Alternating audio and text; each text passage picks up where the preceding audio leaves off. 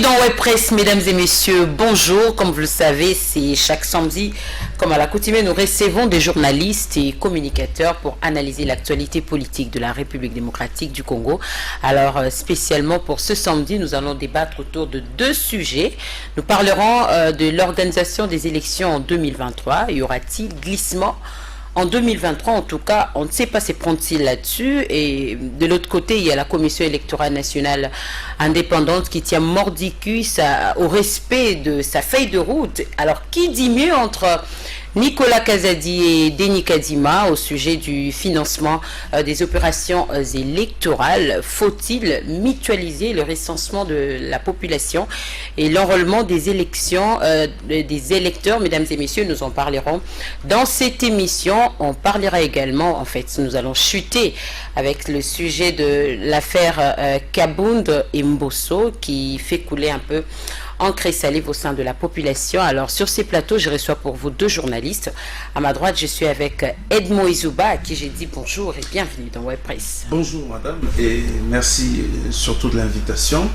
Je profite de l'occasion pour également saluer tous les fidèles téléspectateurs de cette émission et qui sont en train de nous suivre en ce moment. Beaucoup d'ailleurs vous suivent à travers votre plateforme YouTube.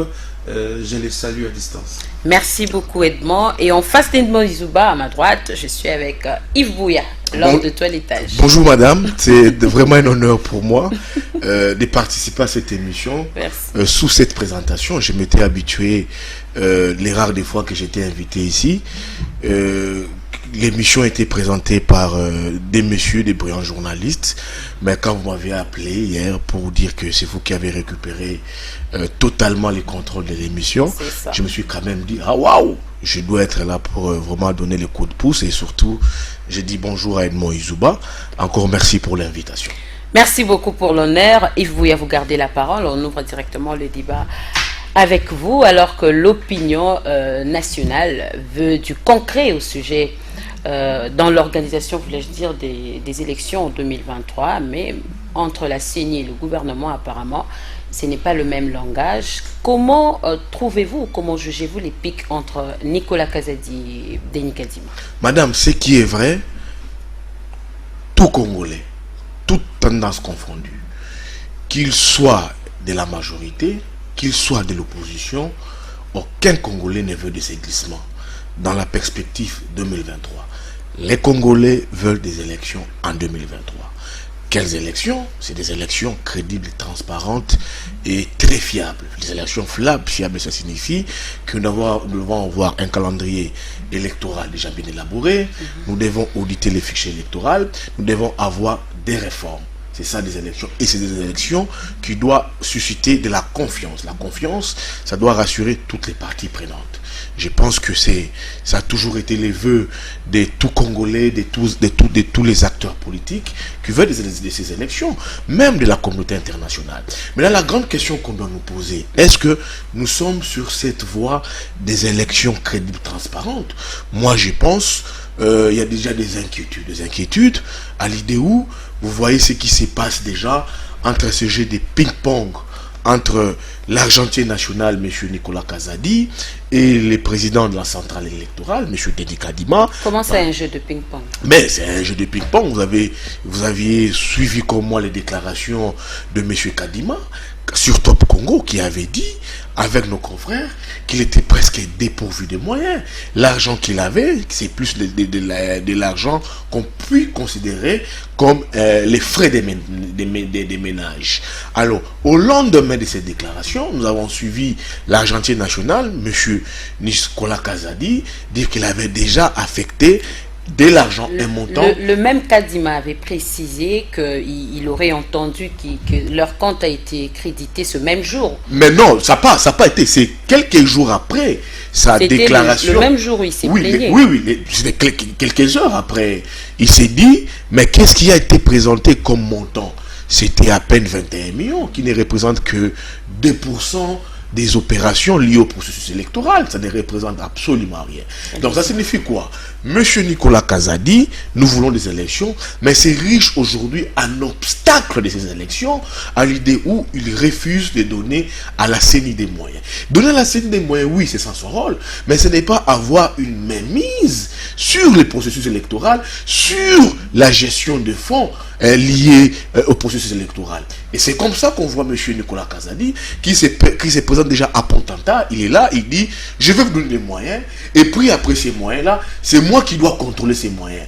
Non, ça c'est pas normal. Parce que M. Nicolas Kazadi n'est pas l'ordonnateur principal de la CENI. La CENI est une structure autonome, une structure indépendante qui fonctionne avec toute son autonomie, et en son sein, il y a toutes les structures, mais notamment les structures liées aux passations des marchés publics. Donc c'est pour dire quoi? Si aujourd'hui il y avait glissement demain après-demain, comme M. Nicolas Kazadi veut aujourd'hui nous imprimer un peu, c'est l'image de Sélé Alagouli. Vous savez ce que M. Sélé Alagouli avait fait avec l'ancien gouvernement. C'était lui qui fermait les robinets. Donc s'il y a glissement demain après-demain, s'il n'y a pas élection, ça serait sur la tête de M. Nicolas Kazadi qui emportera toutes les responsabilités. Yves Bouya, je vous prends au mot directement. Donc aujourd'hui, on peut affirmer, ou soit on peut parler avec affirmation que Denis Kadima roule pour Félix-Antoine Tshisekedi Tshilombo. Non, moi, vous connaissez mes positions sur M. Denis Kadima. Là, j'ai toujours dénoncé. Au regard de tout ce oui, j'ai toujours dénoncé la manière dont il était porté à la CENI. Il y a eu des révélations sur lui faites par l'ancien DIRCAM du président de la République, Albert Moleka. Ça, c'est déjà passé. Mais on doit maintenant voir l'avenir. L'avenir, ce sont les élections.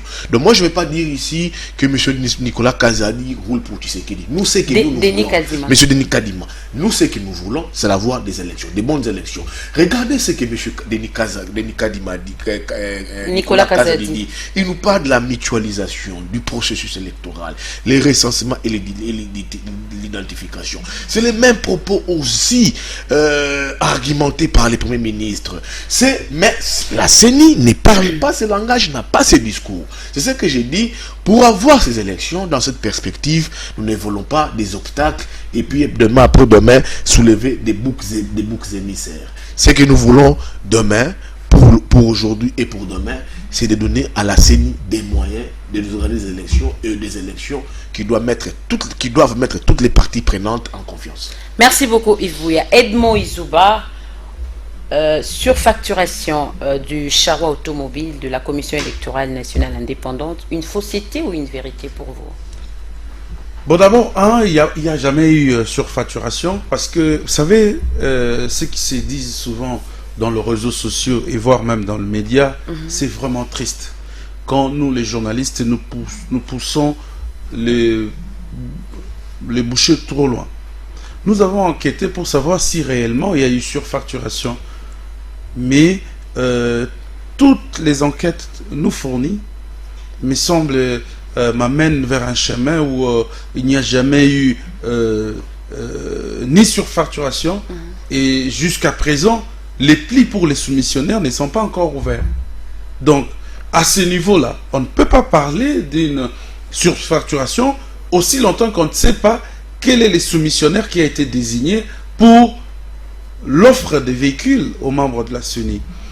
Et puis, moi j'ai compris que M. Nicolas Kazadi comprenait que cette question, madame, puisse emballer tout le monde, dans le sens où, dans un pays démocratique, et surtout pays qui prend l'état des droits, nous devons, nous tous, ne pas nous contredire sur des questions qui devraient en principe nous unir.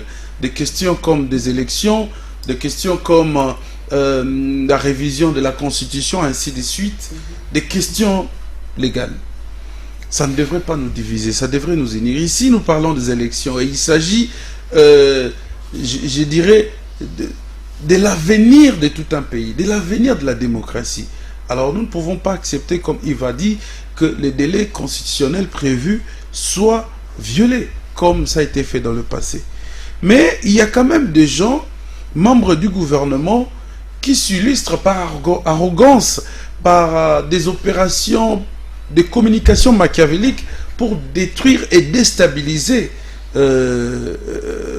cette voie vers la démocratie ou la stabilité démocratique.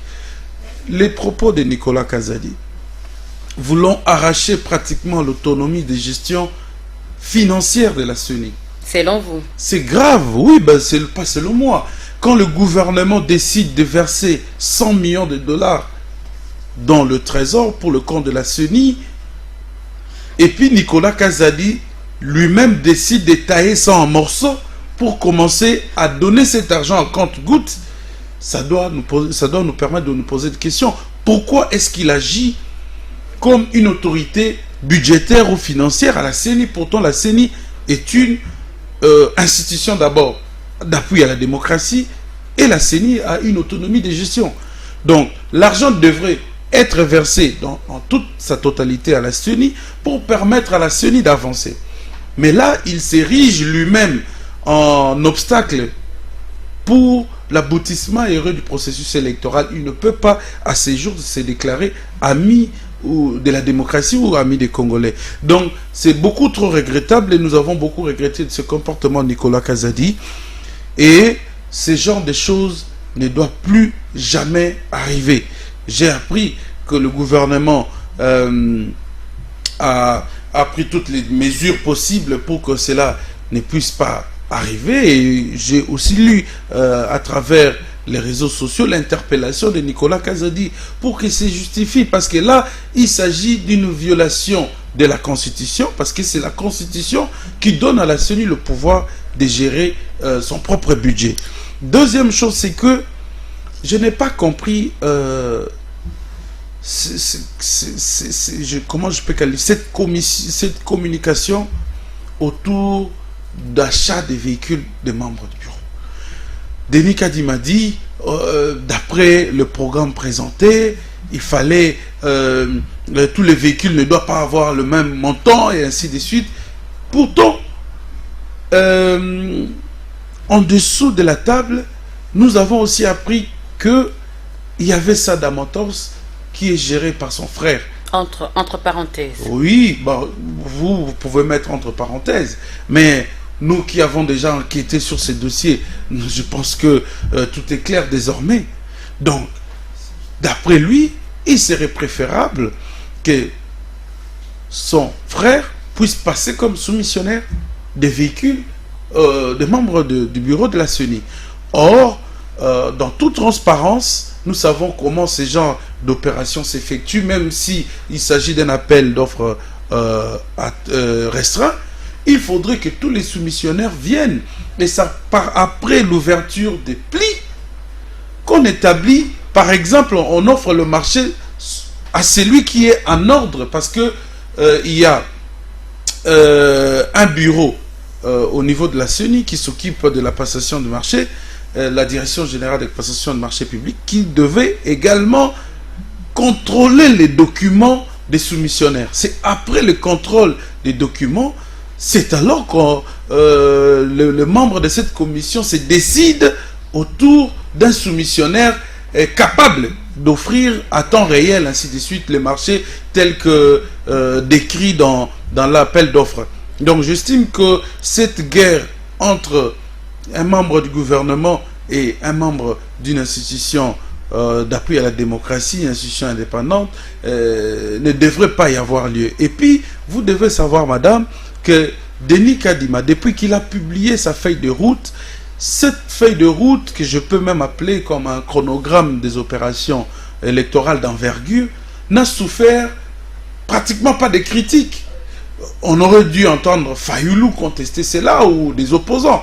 Mais c'est un gage, c'est une garantie importante si aujourd'hui nous parvenons à remplir ou à exécuter cette feuille de route comme telle. Maintenant, chercher à embrayer ces opérations, bloquer, comme Yves a dit, vouloir mutualiser. Parce que quand on parle de la mutualisation des opérations électorales, ça veut dire que le gouvernement veut ravir encore à la CENI cette gestion finalement d'opérer l'enrôlement auprès des électeurs. Donc si aujourd'hui on donne à l'ONIP, qui est une structure membre du ministère de l'Intérieur, ça veut dire que désormais, s'agissant des élections, l'État, le gouvernement congolais aura quelque chose à voir. Or, c'est que nous ne voulons pas qu'il y ait cette fraude-là, que les membres du gouvernement s'y mixent dans les affaires de la CENI, qu'on laisse pratiquement la CENI gérer. Peut-être que, qui ne sait pas, plus tard, on verra Fayoulou adhérer, par exemple, dans ce processus. Edmond Izouba, parlons de mutualisation, par exemple. D'aucuns, en fait, plus d'un Congolais se pose la question de savoir pourquoi Denis Kadimatia mordicus à l'enrôlement pour l'obtention d'une carte provisoire qui coûtera au pays 200 millions de dollars américains, alors qu'avec le recensement, c'est possible, ou le recensement permet aux Congolais d'avoir une carte d'identité pour la vie et qui éviterait peut-être des dépenses. Non, mais ce qui est là, en pourquoi fait, n'est pas gouverner, faire une pierre d'un coup? Gouverner, c'est prévoir. Tout à fait. Mais quand vous voulez prévoir les choses, vous ne devez pas le prévoir comme si vous venez de vous réveiller. Non, pas du tout. Il y a dans un pays, dans des cités organisées, il y a ce qu'on appelle les lois de la République, il y a ce qu'on appelle la loi mère qui est donc la Constitution, la loi fondamentale. Nous devons nous interroger d'abord ces instruments-là. Que disent ces instruments par rapport si nous voulons bien mutualiser? Parce qu'il y a des interdits. Ce qui est interdit par la loi, pourquoi est-ce qu'un gouvernement légitime doit aller contre la loi? C'est violer les textes. Et là, c'est un acte de haute trahison. Un gouvernement qui est censé protéger et appliquer la loi ne peut pas violer ces instruments, parce que ce sont ces instruments-là qui les guident, qui guident toute la société, qui guident la population. Donc aujourd'hui, nous faisons face à des contraintes comme légales qui ne peut pas aujourd'hui être violées. On ne doit pas violer la loi parce que le gouvernement veut mutualiser, parce que le gouvernement se sent aujourd'hui capable d'offrir une identité à la population. Non, pas du tout. Donc nous devons, soit on essaye de scinder les deux opérations, on commence par la CENI, on récupère les électeurs, et puis après on continue par la suite. Parce que vous savez... Ça ne sera pas une perte. Non, ça ne sera pas une perte, madame. D'ailleurs, nous sommes face à des opérations différentes. Quand on dit mutualiser, nous devons d'abord comprendre. Parce que avec la CENI, les opérations d'enrôlement, c'est les électeurs qui vont vers les centres d'enrôlement. Or, avec le système de recensement général de la population, c'est des agents du ministère qui vont vers la population. Donc nous sommes à un type de deux démarches contradictoires qui ne peuvent même pas se marier. Donc on doit nous éviter tous ces brouhahas-là pour permettre à la CENI, parce que quand le calendrier est déjà publié, la feuille de route est là, c'est l'exécution qui commence. Que l'ONIP puisse publier aussi sa feuille de route, comme ça on va comparer. Pour la CENI, on sait que les opérations d'enrôlement pourront prendre... Absolument. Pourront prendre 3 mois. Mais qu'en est-il du recensement? Le recensement nous prendra combien de temps? Je vous ai parlé ici des deux démarches contradictoires. Alors, si le recensement doit nous prendre 1 année, 2 ans, nous calculons. Il y a un repère qui est donc la ligne rouge qu'on ne doit pas franchir. Rappelez-vous, à l'époque, Tshisekedi accordait des cartons jaunes, des cartons rouges à Kabila. Donc nous ne devons pas imiter ces genres d'erreurs du passé pour l'appliquer au présent. Pourtant, nous avons besoin de garder cette démocratie encore plus vivace et nous devons le pérenniser dans le temps. Yves Buya, gestion financière de la Commission électorale nationale indépendante. IGF a raison de se rendre à la CENI? Écoutez, madame, c'est une vaste aberration. L'IGF n'a, selon les textes qui régissent la CENI sur son fonctionnement, l'IGF ne peut même pas, excusez-moi pour les thèmes, foutre ses pattes à la CENI. Pourtant, la demande vient de la CENI. Non, la demande... Écoutez, nous sommes dans un monde où on veut rendre beaucoup de gens plus forts pour rien. Alingueti est dans un service rattaché à la présidence. Il répond directement de la présidence de la République, s'il faut le dire, du président de la République. La CENI ne répond pas de l'IGF.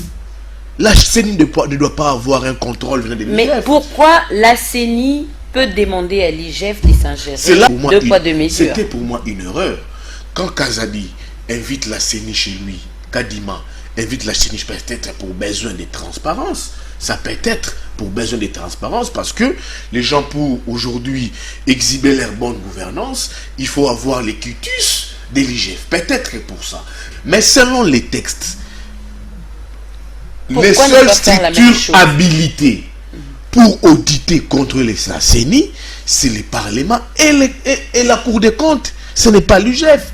L'IGF, c'est peut-être au besoin, au cas où. C'est ça. C'est la Cour des comptes ou le Parlement, dont est même la CENI, l'émanation. C'est pas Alingueté. C'est peut-être lui Kadima qui dit, peut-être pour justifier sa transparence. Mais sur le plan légal, sur le plan texte, Alingueté ne peut même pas... Déjà, si la loi ne l'autorise pas, pourquoi c'est ça que j'ai dit. J'ai dit ici, c'est une inversion des valeurs. Parce que les gens ici, avec la méthode Tshisekedi, sur sa bonne gouvernance, pour être aujourd'hui, faire les bons élèves en ce qui concerne la gestion de la chose publique, la Res Publica, il faut inviter l'IGF chez soi.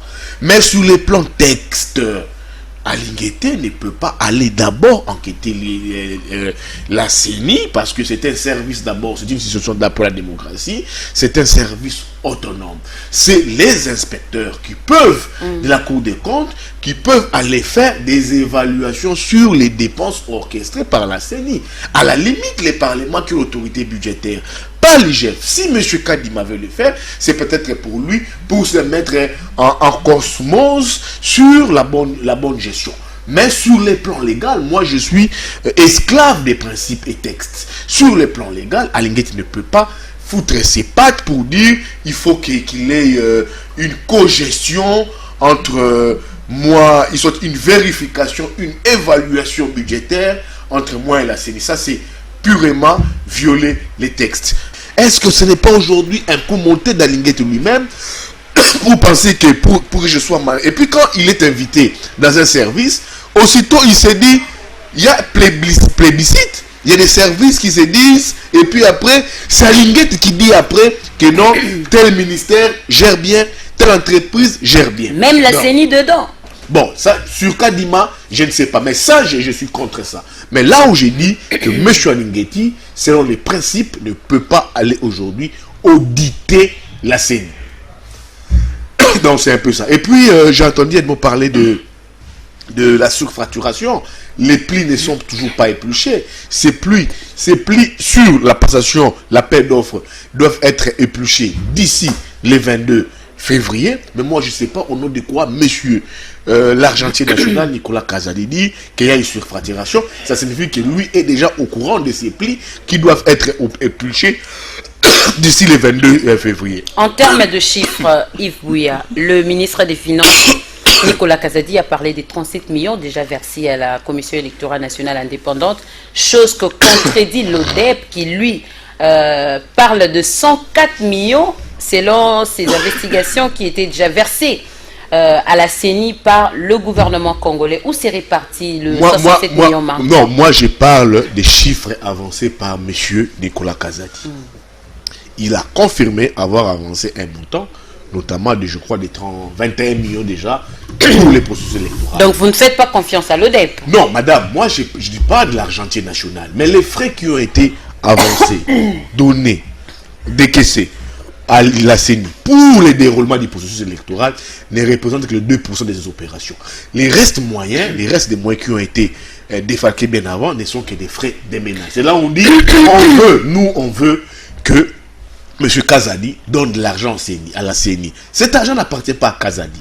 C'est l'argent des contribuables congolais. Et les Congolais veulent des élections en 2023. Si en 2023, madame, nous n'avons pas ces élections, M. Nicolas Kazadi emportera toute la responsabilité parce qu'aujourd'hui, il s'érige en un scellé à la coulis où il veut détenir les manivelles sur la gestion des fonds de la CENI, sur les dépenses et sur même ce qu'on dit l'octroi ou soit sur les dépenses. Ça, on ne peut pas accepter ça. Mais nous, ce qu'on veut, si la CENI élabore un budget, nous, ce qu'on veut, On veut voir M. Nilo Mais Kazadi. si on devait se fier à ce qu'il dit l'ODEP, par exemple, donc on peut dire que même la CENI est aussi dedans. Moi, je ne veux pas ici. Moi, je dis que l'argentier national, c'est M. Nicolas Kazadi, qui est le ministre des Finances. Il ne nous a pas parlé des 107 millions. Il nous a parlé à peine des 21 ou 22 millions qui ont été déboursés, je pense, quelques heures après la conférence de presse de M. Kadim avec certains de nos confrères. Je me fie à cela. Moi, je me méfie des propos de l'ODEP. Si c'était le cas, moi, je me méfie des propos. Moi, j'ai dit ici que là, sur l'argent défalqué à la CENI, on n'a que 21 millions de dollars liés pour les processus électoraux et cela ne représente que les 2% des opérations. Vous voyez un peu. Donc ça, on ne veut pas. On a entendu parler, comme Edmond l'a dit, on veut voir aujourd'hui le gouvernement gérer même certains processus liés aux élections, l'identification, les recensements. Ça, on ne peut pas accepter ça. M. Kad, ça dit il faut mutualiser. Même quand ça profite au pays. Non, madame, non. L'essentiel aujourd'hui, ce sont les élections. L'essentiel, ce n'est pas les recensements. Où est-ce qu'on va les recenser dans certains coins de la République où l'autorité de l'État n'existait pas? Ça pose problème. L'identification. On veut nous envoyer des élections avec la carte d'électeur. Est-ce qu'il y a un programme, il y a une chronologie là-dessus? Ça, c'est pas l'essentiel. L'essentiel aujourd'hui, c'est de donner l'argent à la CENI, que cette CENI puisse nous organiser les élections. Aller au-delà de cela, c'est vouloir un autre glissement et cela entache même au processus électoral. C'est d'abord donner des moyens pour que ces élections-là puissent avoir lieu.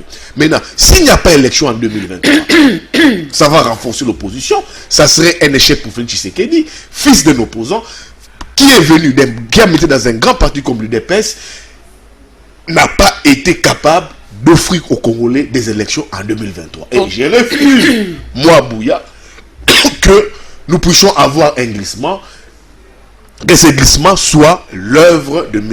Nicolas Kazadi. Ce que nous voulons, nous, en 2023, c'est d'avoir ces élections. Aujourd'hui, dissocier l'identification de la population au recensement, dissocier cela à la CENI et remettre ses prérogatives au gouvernement, ça encore, j'ai dit, c'est encore notre détournement en perspective. Ça ne sera pas contre. Ça signifie quoi? L'ONIP, qui est un service sous tutelle du ministère du Plan, ça signifie que le gouvernement aura aujourd'hui les monopoles, se donnera des marchés, contrôlera ces processus qui n'est pas un processus lié au gouvernement, c'est un processus qui doit organiser la CENI. Et il faut laisser cela à la CENI. J'entends déjà des voix au niveau de la CENI, notamment la plénière a dit déjà c'était impossible de prendre... De mutualiser. La plénière, la CENI s'est réunie en plénière, la plénière en plénière, ils sont tous convenus, ça sera impossible de mutualiser ces deux opérations. Non, il faut que cette opération revienne à la CENI. C'est là où je dis maintenant, je mets la CENI face à ses responsabilités. C'est quoi l'essentiel aujourd'hui?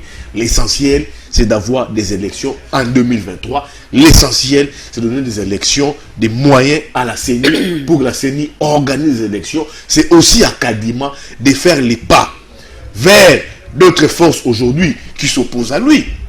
Vous avez vu Martin Fayoulou qui dit il s'oppose à la CENI, il se dit pas, il s'oppose, pas peut-être s'opposer, mais lui voulait des lois fortes, des réformes pour aujourd'hui, pour renforcer les pouvoirs des animateurs de la CENI, pour que ces lois soient opposables à tous. C'était, si je dis, au-delà des moyens, de la volonté politique, des moyens, il faut aussi donner cette volonté politique pour qu'on ait ces élections qui doivent aujourd'hui mettre en confiance les parties prenantes.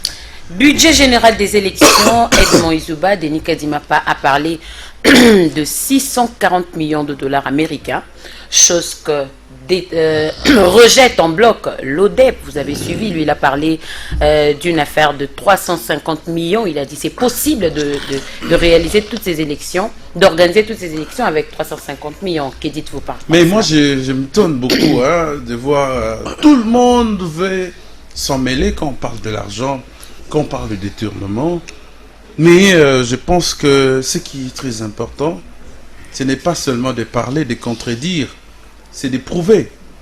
Quand ODEP minimise les chiffres, ODEP devrait venir nous présenter des preuves dans quel pays on a su organiser les élections avec les mêmes montants. Pour l'ODEP, on a déjà eu à procéder à des élections avec les régimes passés. Donc, on estime que les régimes ont pu répondre même à 1 ou 2% de certains problèmes qui devaient demander de l'argent aujourd'hui. Donc, si on devait tenir compte de tout cela, on peut organiser les élections. Non, moi, j'estime qu'on a eu à faire confiance d'abord aux experts qu'on a envoyés. Il y a eu un travail de fond qui a été fait, où ODEP n'a pas pris part. ODEP, jusque-là, dans la plupart de ces enquêtes, ils critiquent à distance. Ils ont eu à fournir des enquêtes dans le passé sans pour autant approcher les personnes indexées dans leurs enquêtes. Du coup, leur enquête souffre de certaines procédures qui ne répondent pas aux normes d'enquête. Du coup, moi, je considère plus ODEP comme une structure... Vous ne le faites plus confiance? Non, non, pas du tout. Parce que si c'était ça le cas, ODEP devait nous dire, voilà, ça devait coûter autant, ça devait coûter autant. Mais moi, je pense que nous ne devons plus, à ces jours où nous avons enregistré beaucoup de retard, retourner encore dans des débats du genre, voilà, ODEP a dit et tout ça. Nous devons avancer. ODEP a donné des chiffres, le gouvernement a contredit. ODEP a donné les chiffres, l'Assemblée nationale a contredit. ODEP a donné les chiffres, la présidence de la République a contredit. Donc, tous les chiffres avancés, et même la Cour des comptes a contredit à plusieurs occasions ODEP. Donc, pour moi, ODEP n'est pas un exemple à suivre. Ce qui est à suivre, c'est le principe. Il vient de dire tout à l'heure qu'on veut absolument contrôler la CENI. Est-ce que contrôler la CENI va garantir la transparence aux parties prenantes? Je ne pense pas. Et si les gouvernements... Moi, je regrette beaucoup, et je continuerai à regretter de cette sortie médiatique de Nicolas Kazadi. Si le gouvernement avait les réels soucis de contrôler la CENI, il devait modifier la Constitution, parce que il suffirait d'une proposition pour qu'on change de méthode. Le gouvernement a donné 100 millions. La demande va au-delà des 100 millions. De quel droit Nicolas Kazadi va commencer à donner graduellement un montant sorti de façon globale? Et quand il donne en compte-gouttes, comme s'il donnait à une institution qui venait quémander de la nourriture, il donne en compte-gouttes. Ça veut dire, pour terminer toutes les opérations, ça devra nous coûter combien de temps? Parce que à peine on a atteint 2%. Pour qu'on termine l'année, on est déjà au mois de février, bientôt mois de mars. On est à 2%. Quand est-ce qu'on va atteindre 100% d'ici la fin de l'année? Je pense que c'est lui qui jette le discrédit sur cette structure, et c'est une structure qui fait asseoir la démocratie, et ce n'est pas bon, et ce n'est pas une belle image. Donc le problème ici, madame, vous comprenez qu'on est dans le principe. Le principe voudrait que quand on demande, on donne. Et quand on ne donne pas, on se bloque. Il ne faut pas que demain ou après-demain, que les responsables... Il ne faut pas qu'il y ait aussi exagération. Non, on n'exagère pas. On n'exagère pas, mais on ne le dira jamais assez qu'il faudrait laisser la CENI à faire son travail. Dans le passé, ce genre de débat ne se posait pas. J'aurais bien voulu que l'Union européenne, les institutions étrangères soutiennent nos élections. Mais nous avons déjà énormément avancé. Nous avons tourné la page vers les élections complètement financées par l'État congolais. L'État veut récupérer sa légitimité pour ne pas permettre à d'autres structures ou à d'autres institutions régionales ou internationales de s'y mixer dans les affaires internes. Même pour des questions de souveraineté, comme l'organisation des élections, nous devons toujours appliquer la politique de la main tendue. Je pense que non, et que la CENI qui a eu à travailler là-dessus a pondu sa feuille de route, et puis l'État n'a que le pouvoir de satisfaire à cette feuille de route. Merci beaucoup, Edmond Izouba. Je voulais aussi, excusez-moi, parce qu'il va prendre quand même tout le temps nécessaire. Allez-y, 2 minutes, pas plus. Je pense que c'est de bonne foi que le président Denis Kadima fait appel à la CENI, à l'IGF, Inspection Générale des Finances, mais... Des bonnes foi alors que oui, de bonne foi. Lui aussi de bonne foi, il vient rendre une visite de courtoisie. Non, mais l'IGF, cette visite de courtoisie n'autorise pas l'IGF, effectivement, de débuter les enquêtes sur la CENI. Sinon, ça sera encore une violation additionnelle. Donc, ça ne sera pas une façon de rendre la CENI dépendante. La CENI est déjà indépendante. Même dans la gestion financière, la CENI est indépendante. Mais l'indépendance de la CENI se limite quand commence le contrôle de la Cour des comptes, le contrôle de l'Assemblée nationale qui est autorité budgétaire, comme l'a dit Yves Bouya. Donc tout comme l'IGF peut aussi arrêter et non, mais là, on est en train de supplanter les services publics, c'est pas bon. Et puis, dans le pays, il faut vous rendre compte qu'il existe séparation de pouvoir. On a parlé de Nicolas Kazadi, il est membre du gouvernement. Quand on parle de l'IGF, c'est une structure de la présidence de la République. Quand on parle de l'Assemblée nationale, c'est l'autorité budgétaire. Quand on parle de la Cour des comptes, c'est les cours et tribunaux. Donc, c'est des séparations de pouvoirs qu'il s'agit ici. Donc, il ne faut pas que l'IGF s'autorise à entrer partout où il veut parce qu'on a besoin de lui. Non, pas du tout. Elle doit savoir ses limites et l'IGF ne doit pas se donner à cœur joie. Vous êtes contre cette façon de faire? Non, comme une super vedette, c'est donner à aller à gauche, à droite, aller même faire de... Vous fustigez cela? Non, mais je ne le fustige pas. Le fait de faire appel à l'IGF n'autorise pas l'IGF directement de violer la loi.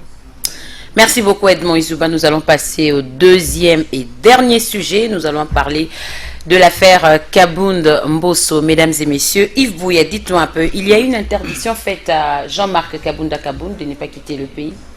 Non, madame, avant de vous répondre, tout à l'heure, là, j'ai réfléchissé et je me dis, ces jeux de ping-pong Kadima Kazadi, est-ce que ce n'est pas quand vous prenez les propos du Premier ministre quand il dit qu'il faut mutualiser, Kazadi il faut mutualiser, nous avons ici Kadima qui dit j'ai pas de moyens, est-ce que ce n'est pas déjà nos esprits qu'on prépare à un glissement? Je ne confirme pas. Mais est-ce que c'est ça les jeux pour qu'on aboutisse à cela? Mais c'est là où j'ai dit ici, dans mon argumentaire, que nous voulons des élections en 2023 et il faut y travailler. C'est question de volonté et si on met de la volonté, on peut toujours les faire. Donc on ne veut pas ici que ces glissements demain après-demain portent les noms de Made in Tshisekedi, Made in Kazadi. Ça on ne veut pas. On veut avoir des élections, il faut donner. La République a des moyens. On ne veut pas que l'on n'a pas de... Non, la République a des moyens. La République a des moyens et offre aux Congolais des élections. Comme aujourd'hui, ces élections sont devenues un processus irréversible. Donc, on va voir ces élections. Écoutez, madame, je suis très gêné de parler sur M. Kabound, mais je peux quand même parler de lui parce que, non, j'ai constaté depuis un moment, depuis qu'il est parti, l'Union sacrée et l'UDPS tangue un peu. Ça tangue un peu depuis qu'il est parti. Comment ça? Parce que Kabound, quand il était là, le tout-puissant Kabound, quand il donnait un schéma, c'était un schéma qui était respecté. Mais depuis qu'il n'est plus là, les choses, ça ne balbutie pas. C'est un peu comme du vent. Il n'y a plus rien de concret. L'Union sacrée, l'UDPS souffre aujourd'hui d'un problème de leadership. Je vous explique ça comment. Oui, vous voyez un peu là, il y a les ministères de la CENI a publié non pas la feuille des routes, les calendriers électoraux pour des élections qui doivent être organisées dans certaines provinces. Les gouverneurs. Nous avons vu ici que les partis UDPS, l'Union sacrée, sont allés en primaire, se sont plusieurs fois rencontrés. Les partis phares de l'Union sacrée se sont plusieurs fois rencontrés. L'UDPS est même allé en ce que je puis dire en primaire, vous voyez, pour désigner les tickets, soit de l'UDPS, même de l'Union sacrée, pour voir si ici, comme candidat pour le gouverneur, nous avons un de l'UDPS et vice-gouverneur, on peut avoir un membre, soit un délégué de l'Union sacrée. Mais l'Union sacrée et l'UDPS souffrent jusqu'à présent de mettre en place ces couples, ces tickets, pour les prochaines provinces, les prochaines élections. Regardez les primaires à l'UDPS. Une fois convoqués, désordre. Deuxième fois convoqués au CEPAS, des autres. Nous avons vu des candidats qui sont allés comme indépendants, comme M. David Moukeba, et après, tourné après par le président de la République, l'autorité morale de l'UDPS, qui dit, quand tu vas en indépendant, vous n'aurez jamais les soutiens du parti. Il fait un rétropédalage. J'en viens, il fait un rétropédalage, et puis il dit, non, j'attends, je me soumets. Mais oui, mais quand vous dites, je me soumets à la décision de mon parti, mais dans l'entretemps, il y a des gens qui ont été des gens proches de l'ancien conseiller spécial, je cite ici François Béat, des gens qui veulent un certain Alidor, qui veut revenir en force, qui se cache comme candidat de l'UDPS, mais pourtant n'a jamais été UDPS. Tu prends des têtes qui ne sont pas UDPS, mais qui veulent être des candidats UDPS. C'est là où j'ai dit, la présence de Kabound a un peu mis l'Union sacrée en difficulté, l'UDPS en difficulté, et c'est des positions aujourd'hui qui récupèrent Bahati. C'est là où j'ai dit, la clôture des dépôts de candidatures pour les candidats gouverneurs, je crois c'est les mardis. L'UDPS n'a toujours pas de candidats. Si l'UDPS n'a pas de candidats, ça sert à quoi? Les partis sera-t-il s'assimer, ou il n'y aura pas élection dans des provinces où l'UDPS doit envoyer des candidats, ou il y aura un report parce que l'UDPS, qui est le parti phare dans l'Union sacrée, s'il fallait dire en termes de leadership, et de l'impossibilité de trouver en fait un ticket pour ces élections. C'est là où j'ai dit, je vois un peu l'absence de Kabound mettre un peu l'Union sacrée et cette UDPS en difficulté. Y a-t-il eu interdiction, oui ou non? Vous dites? Y a-t-il eu interdiction refusant à Kabound? Mais madame, oui. S'il y a-t-il interdiction, quelle est cette maladie que souffre M. Kabound? C'est qu'est-ce que cette maladie, madame? J'ai lu, j'apprends qu'il doit aller traiter son genou. Il a un traumatisme au niveau de son pied qui doit être évacué. Il souffre de quoi? Ça, j'apprends que c'est ça. Il a un traumatisme subi au niveau du genou. Il doit aller se faire traiter à l'étranger. Mais il y a des hôpitaux qui traitent ça ici, madame. Nous avons les centres pour handicapés ici. Nous avons plusieurs hôpitaux ici. Kabound a livré un match avec son équipe qu'il opposait contre une autre équipe. Il contracte une foulure. Madame, vous connaissez une foulure? Une foulure qui doit être massée même par de l'eau chaude. Avec quelques tissus, quelques étoffes d'habits, on peut le faire. Il s'est dit, je dois aller me faire soigner. Et puis il dit, Mbosso refuse. Mais que Kabound nous dise d'abord, il souffre de quoi? On a vu Kabé réussir à être évacué. Mais ça a été établi que Kamer était malade. Ça a été établi par ses médecins qu'il était malade. Il a quitté Kinshasa via un avion médicalisé. Mais M. Kabound souffre de quoi? Le sujet est flou. C'est long. Oui, c'est flou. Il souffre de quoi? Et puis il dit, Mbosso nous bloque. Et puis le président de la République autorise Mbosso. Non, tu acceptes qu'il puisse partir, mais une autorisation assortie de recommandations, mais pas de déclarations publiques. Et dans l'entretemps, on voit Mbosso vouloir obéir aux institutions du président de la République. Izouba parlait, nous a établi ici les principes de séparation des pouvoirs. Est-ce que Mbosso, le président de la République, peut instruire le président de l'Assemblée nationale, qui est le numéro 2 sur le plan institution de la République? Vous voyez un peu, c'est un peu ça, un peu de tergiversation, où je vois que c'est un peu ça, un peu de brouhaha, la République dans la rue, c'est vraiment du n'importe quoi. Pour moi, c'est des bêtises, purement des bêtises. Mais là où je parle un peu en bien de Kabound, je vois que sa présence aujourd'hui a mis en difficulté l'Union sacrée et l'UDPS, qui n'a plus aujourd'hui des lignes et des directives. Edmond Izouba, est-ce que Mbosso est-il obligé d'accepter chaque demande de qui que ce soit, donc de chaque député national, voulais-je dire, au moment voulu? Est-ce qu'il est obligé de répondre de suite? Moi, je vous dis de suite, dès qu'il y a une demande, il doit répondre directement. Je suis esclave des principes. Le principe voudrait, d'après même le règlement intérieur à l'Assemblée, que les députés puissent bénéficier d'un ordre de mission avant chaque voyage. Et au-delà de ça, il y a aussi la liberté de circuler. Deuxième chose, je voulais un peu ramasser... Je ne refuse pas, mais peut-être Kaboun n'est pas le seul député à avoir demandé cela à Mbosso. Peut-être qu'il faudrait patienter un peu et ça peut prendre un peu du temps. Oui, ça peut prendre du temps, madame, mais écoutez, mais nous avons comme l'impression que Mbosso obtient des décisions ailleurs. Permettez-moi, je voulais parler un peu de cette élection, parce que vous savez, on a quitté le processus. Il y a un autre processus qui nous attend au mois de mars ici, c'est les élections de province à problème. Des gouverneurs. Absolument. Il s'est fait que dans beaucoup des partis politiques, on voit quand même une certaine organisation, même des façades du moins, il y a une organisation. Mais à l'UDPS, il y a encore des désordres.